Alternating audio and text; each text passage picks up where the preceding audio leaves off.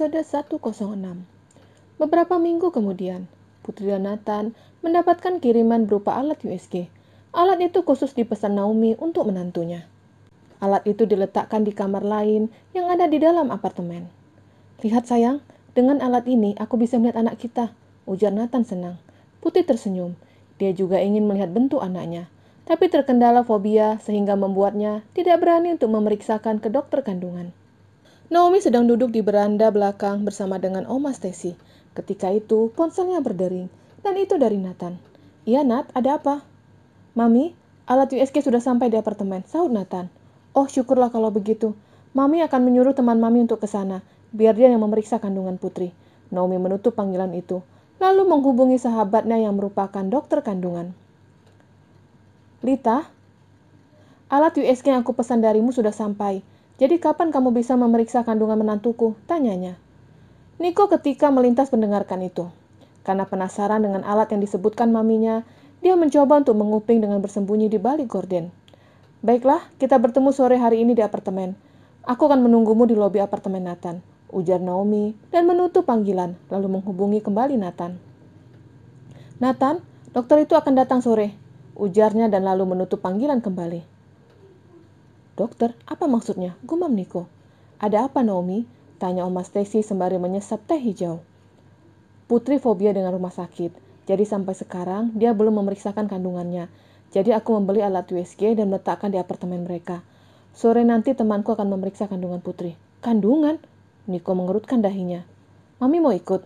tanya Naomi sembari ikut menyesap teh yang ada di depannya. "Boleh," sahut Oma Stacy. Niko berlalu meninggalkan ruangan itu menuju kamarnya.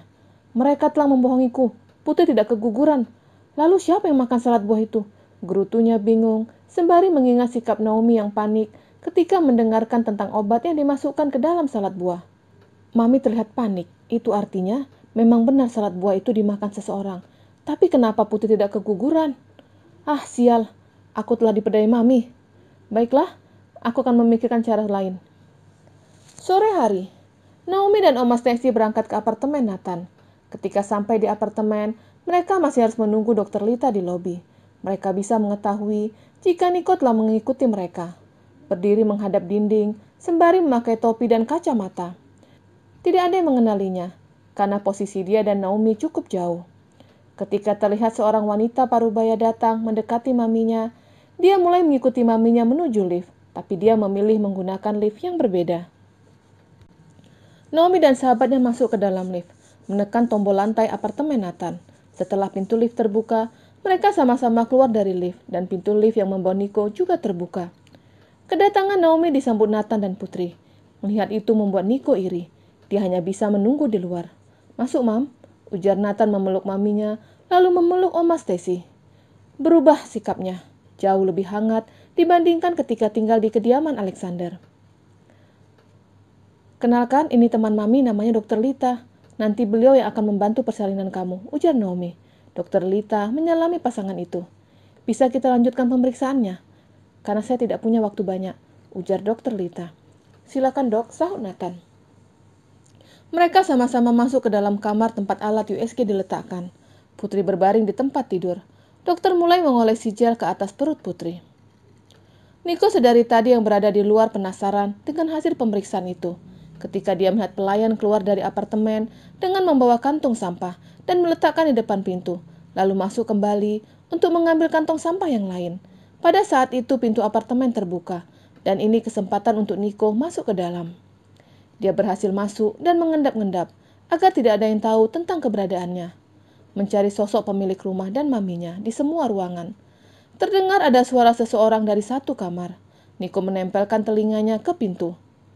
"Usia kandungan sudah memasuki 4 bulan, ujar Dokter Lita. "Apa?" Putri dan Nathan terkejut. "Kondisi anak dalam keadaan sehat," ujar dokter. "Dok, itu apa?" tanya Nathan sembari menunjuk ke arah layar USG. "Itu janinnya." Dokter menjelaskan semuanya, dari lingkar kepala sampai berat badan si janin. Dan kapan perkiraan kelahiran bayi itu juga dijelaskan Dokter Lita. Niko yang mendengarkan itu merasa geram. Maminya telah membohonginya. Berpikir jika dia telah menang, tapi kenyataannya dia kalah. "Jenis kelamin?" tanya Naomi penasaran. Untuk jenis kelamin belum terlihat, karena ini tertutupi oleh si janin. Dan satu lagi yang ingin saya sampaikan. Semua keluarga yang ada di situ terlihat takut, karena Dokter Lita menatap semua anggota keluarga dengan cukup serius. "Lita, ada apa? Jangan membuat kami takut," ujar Naomi. "Menantu kamu mengandung bayi kembar." "Ah!" Putri teriak kegirangan. Begitupun Nathan merasa terharu, mendapatkan 2 malaikat kecil sekaligus. "Aku akan mendapatkan 2 cucu," ujar Naomi senang, lalu memeluk Putri. Begitupun Oma ikut memeluk Putri. Niko memilih berlalu lebih awal, sebelum dia kedapatan telah masuk ke dalam apartemen itu.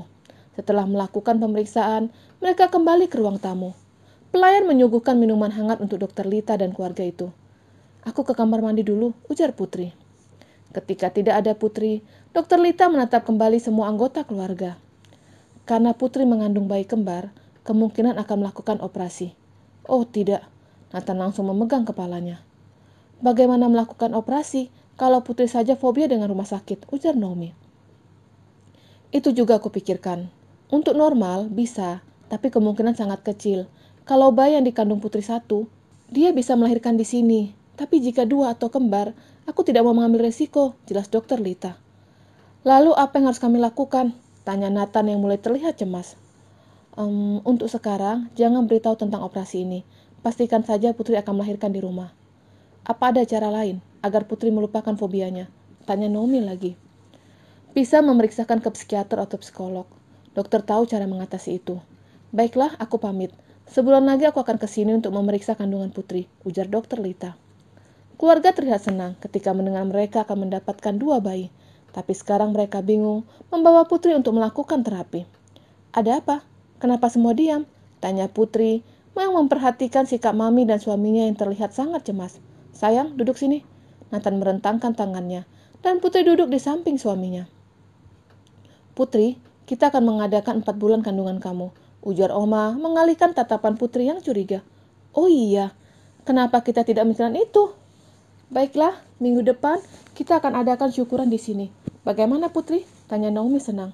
"Aku ikut saja," sahutnya sembari menatap suaminya yang terlihat lebih diam. Berbeda ketika pada saat pemeriksaan tadi. Nathan terlihat bahagia, tapi sekarang dia terlihat cemas. Sementara itu, Nico baru saja keluar dari apartemen, dan ketika itu dia melihat Andre menggandeng tangan wanita yang tidak lain adalah Tari. "Kenapa Putri ada di sini? Bukannya Putri sedang di lantai atas?" gumamnya bingung. Melihat kemesraan itu membuatnya semakin bingung. Jika di sini Putri, lalu siapa yang sedang melakukan pemeriksaan? Nico menggelengkan kepalanya. Memecahkan teka-teki yang ada di depannya membuatnya bingung. Jika ini Putri, itu artinya dia telah berselingkuh dengan Andre. Gumamnya senang dan memotret kemesraan Andre dan Tari. Setelah membicarakan panjang lebar tentang acara syukuran 4 bulan, Naomi dan Oma Stacy kembali ke kediaman mereka. Sesampai di sana, Nico langsung menunjukkan hasil jepretannya. "Mami lihat, ini menantu Mami," tunjuknya. Naomi mengambil ponsel anaknya, lalu melihat lebih jelas foto itu. "Kenapa dengan foto ini?" tanya Naomi, pura-pura tidak mengerti. "Menantu pelacur Mami telah berselingkuh," serunya. "Oh, seperti itu." Naomi berlalu. "Kenapa Mami tidak marah? Seharusnya Mami mendesak Nathan untuk menceraikan wanita itu," serunya marah. Naomi membalikkan badannya. "Nico, kapan kamu berubah? Selalu menganggap semuanya salah. Belum tentu Putri selingkuh. Bisa saja Anda sedang membantunya." "Membantu bagaimana? Jelas-jelas mereka bergandengan tangan." Nico menunjukkan foto itu lagi. "Nico, sudahlah. Jangan dibesar-besarkan," timpal Oma Stacy. "Oma, perempuan itu sudah berselingkuh dan tidak bisa dibiarkan. Dia dan Natas bercerai. Cukup, Nico. Mami capek mendengar kamu terus berkata buruk tentang Putri." "Mami membela pelacur itu," cibirnya. "Putri bukan pelacur," seru Naomi. "Jika kamu tidak suka dengan sikap Mami, kamu juga bisa keluar dari rumah ini." "Apa? Mami mengusirku?" Nico marah. Tapi Naomi telah berlalu dan diikuti Oma Stacy. "Naomi, apa benar Putri telah berselingkuh?" Wanita tua itu penasaran. "Tidak, Mami, itu bukan Putri, itu kembarannya. Aku sudah bertemu dengannya di apartemen Nathan. Jadi yang makan salad buah di depan kita itu saudari kembar Putri, namanya Tari.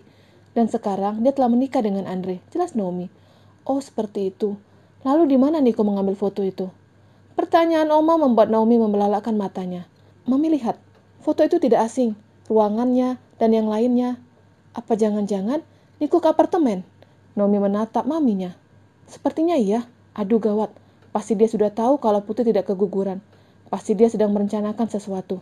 Naomi cemas dengan keselamatan menantu dan cucunya. Bagaimana hasil pemeriksaannya? Tanya Tari.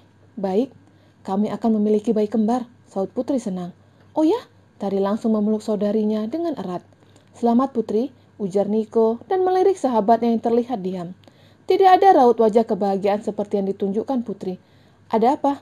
Tanya Andre sembari duduk di sebelah Nathan. Aku bingung, sahutnya pelan sembari melirik istrinya yang asik berbicara kandungan dengan Tari. Bingung kenapa? Tanya Andre. Putri mengandung bayi kembar, dan dokter menyarankan kemungkinan operasi. Untuk normal kemungkinan bisa, tapi dokter tidak mau mengambil resiko dengan melahirkan di sini, jelasnya. Benar yang dikatakan dokter. Di sini, alat-alatnya tidak lengkap. Kalau terjadi sesuatu dengan Putri dan anak kalian bagaimana? Saut Andre. Aku setuju dengan saran dokter. Hanya saja, istriku fobia rumah sakit. Belum lagi dibawa ke ruang operasi. Pastinya dia langsung kesurupan. Maksudmu teriak? Tanya Andre. Teriak aku sudah sering mendengarnya. Tapi pasti bukan hanya teriak. Aku tidak bisa membayangkan takutnya dia ketika dibawa ke ruang operasi. Ujarnya bingung. Pasti nanti ada jalannya, saut Andre sembari melirik saudari kembar itu. Sayang, mereka akan mendapatkan 2 bayi, tapi kita belum. Apa kita harus merobohkan apartemen ini? Ujar Andre ke Tari. Ucapan suaminya membuat Tari tersipu malu. Jangan ikut-ikut, timpal Nathan pelan. Aku lebih hebat darimu, ujarnya bangga. Ya, karena kamu lebih dulu menikah. Pasti kalau kita menikah di tanggal yang sama, istriku juga hamil. Niko mengirim pesan ke nomor seseorang, yaitu nomor yang diberikannya kepada Nadia. Dengan siapa kamu di sana? Nadia membalas pesan itu. Aku sendirian. Niko langsung menghubungi Nadia. Lakukan perintahku. Ujarnya dan menceritakan rencananya. Aku tidak mau, Nadia menolak. Pikirkan untuk menolak, dan pikirkan yang akan kamu terima. Niko menutup panggilan itu. Bersambung.